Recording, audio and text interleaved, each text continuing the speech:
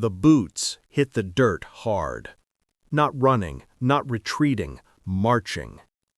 A line of black soldiers in Union blue moves through the smoke-filled streets of a southern town. Their rifles are loaded, their eyes are steel. Behind them, buildings smolder. In front of them, white-robed figures scatter like rats. One Klansman tries to stand his ground. He raises his hand, not in surrender, but in threat. A soldier steps forward. His voice cuts through the chaos. "Drop it, or die here." The Klansman's hand trembles, the hood slips, and in that moment, the entire power structure of terror begins to crack.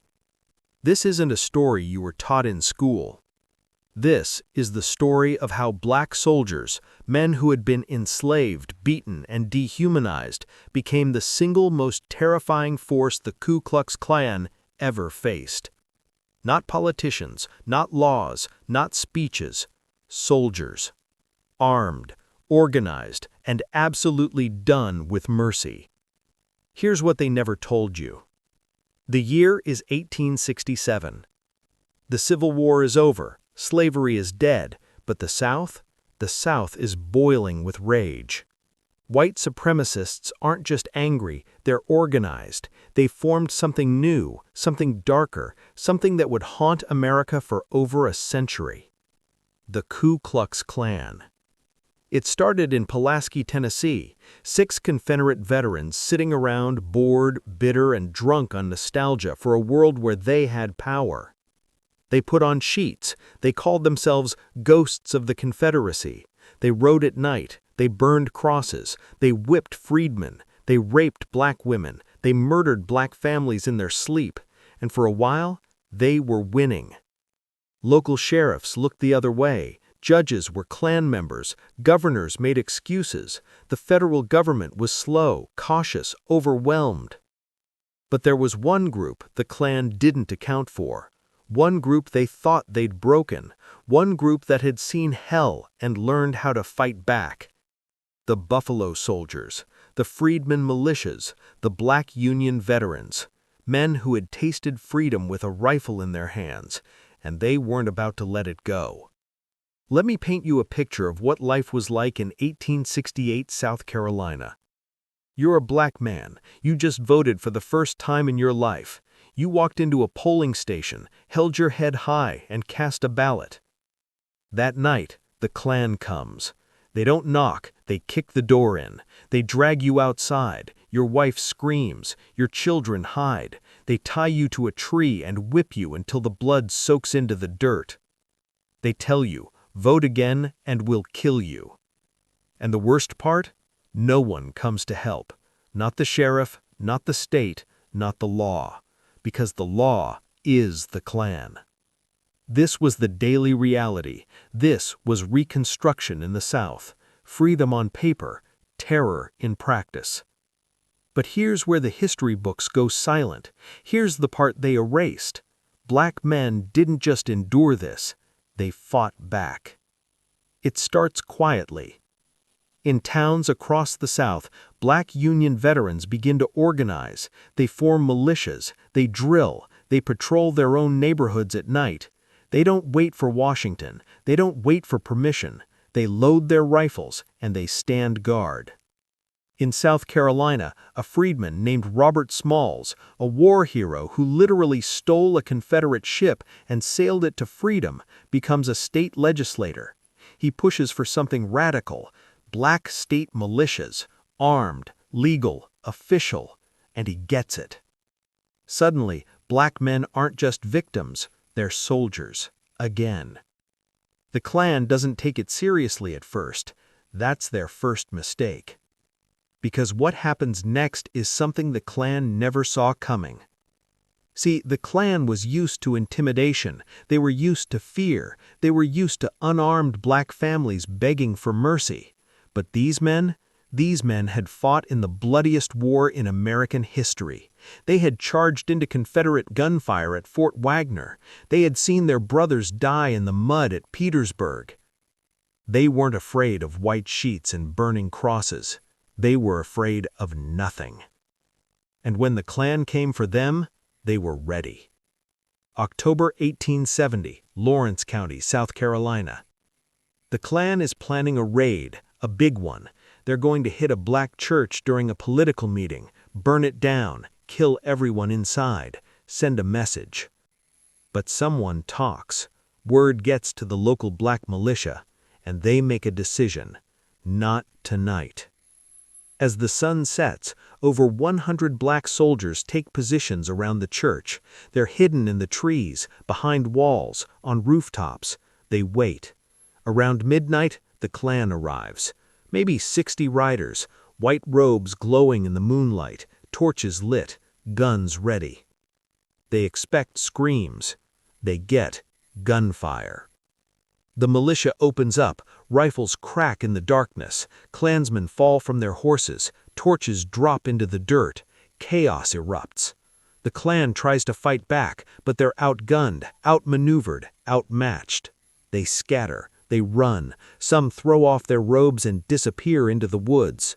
By dawn, 8 Klansmen are dead, dozens are wounded, the rest are gone. And the church? Still standing.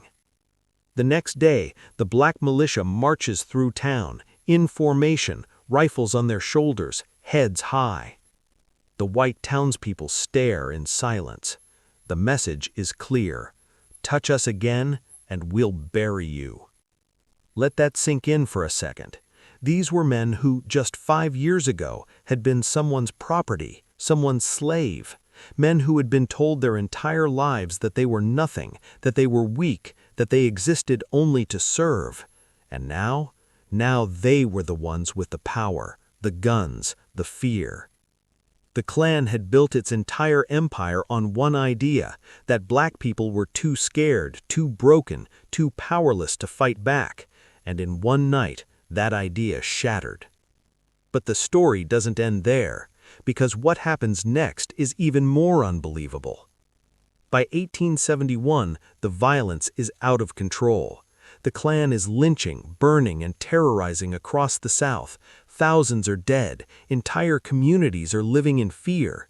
President Ulysses S. Grant, a man who led the Union Army to victory, decides enough is enough.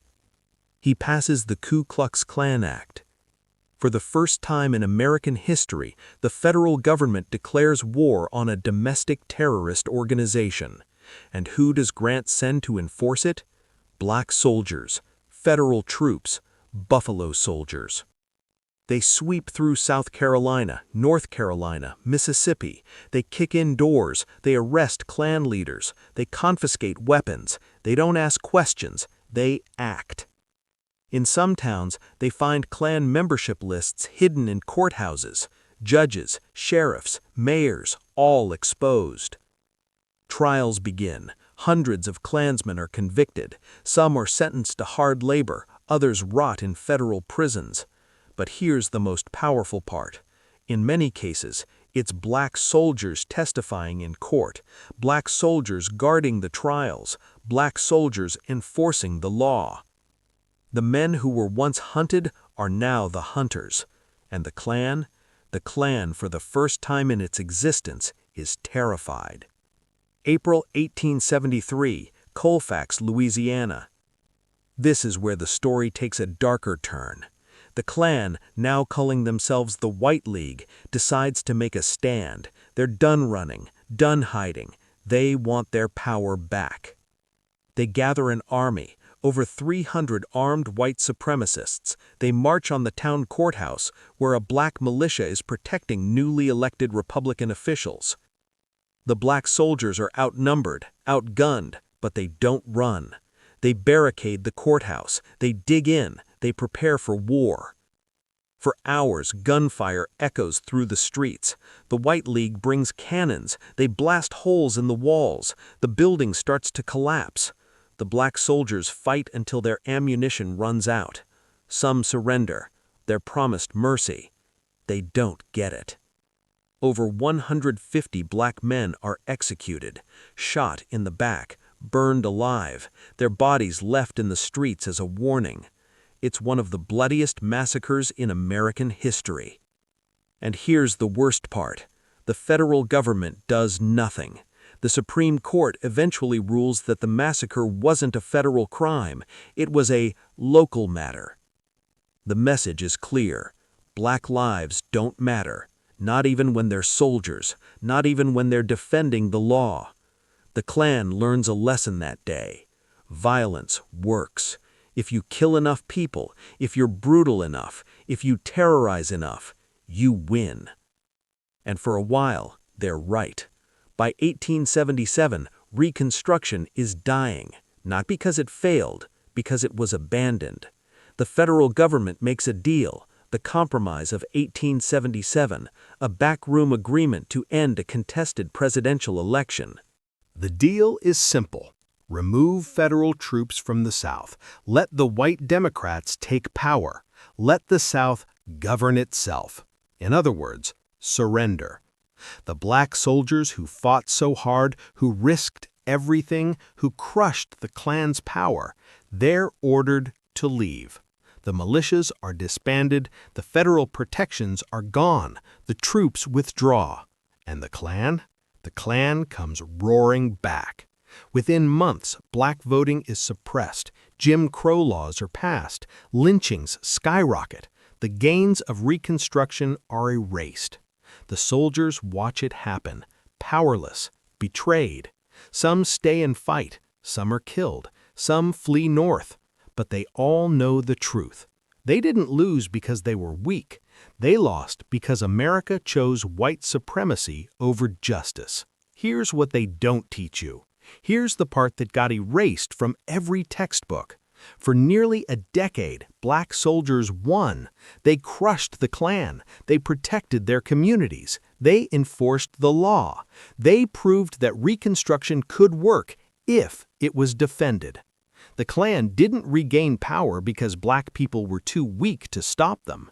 The Klan regained power because the federal government let them. Because white America decided that peace with white supremacists was more important than justice for black people. Because the North got tired of fighting, tired of caring, tired of Reconstruction. And so they walked away. They left black soldiers, men who had fought for the Union, who had saved the Republic, to face the Klan alone. And then they erased the story. They erased the battles, the militias, the victories. They rewrote history to make it seem like black people were passive victims, helpless, waiting for white saviors. But that's a lie. Black soldiers didn't wait to be saved. They saved themselves, for as long as America let them. Let me tell you what happened to some of these men. Robert Smalls, the war hero, the legislator, he kept fighting. He served 5 terms in Congress. He built schools. He fought for civil rights until his death in 1915. He never stopped. Others weren't so lucky. Many of the black soldiers who fought the Klan were hunted for the rest of their lives. Some were lynched in the 1880s and 90s. Some died in poverty, their service forgotten. But their children remembered. Their grandchildren remembered. And when the civil rights movement exploded in the 1950s and 60s, it wasn't a coincidence that so many of the leaders were descendants of these soldiers. The same courage, the same defiance, the same refusal to bow.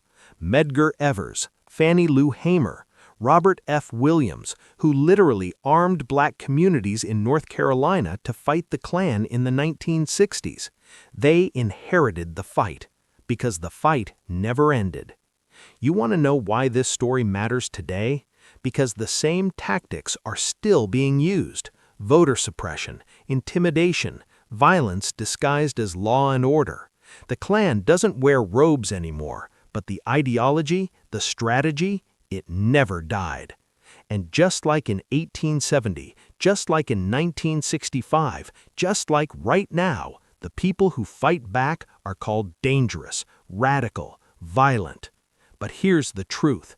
Standing up to terror isn't violence, it's survival. The black soldiers who crushed the Klan's power weren't looking for a fight. They were defending their right to exist, to vote, to live, to be free. And when the government wouldn't protect them, they protected themselves. That's not radical. That's American. So here's what I want you to remember. The next time someone tells you that black people were passive during Reconstruction, that they waited for justice, that they didn't fight back, you tell them this story. You tell them about the Battle of Lawrence County. You tell them about the Buffalo Soldiers who patrolled the South, rifles in hand, daring the Klan to try something. You tell them about the men who looked terror in the face and said, "Not today." You tell them that for a brief, shining moment in American history, black soldiers crushed the most powerful terrorist organization this country has ever seen. Not with speeches, not with prayers, with courage. And then you tell them the hardest truth of all. They didn't lose because they weren't strong enough. They lost because America wasn't brave enough to let them win. History tried to bury this story, but the truth doesn't stay buried, and neither does the fight. If this story made you feel something, anger, pride, heartbreak, leave a comment, share this video. Make sure this history doesn't get erased again, because the soldiers who fought the Klan deserve to be remembered, not as victims, as warriors.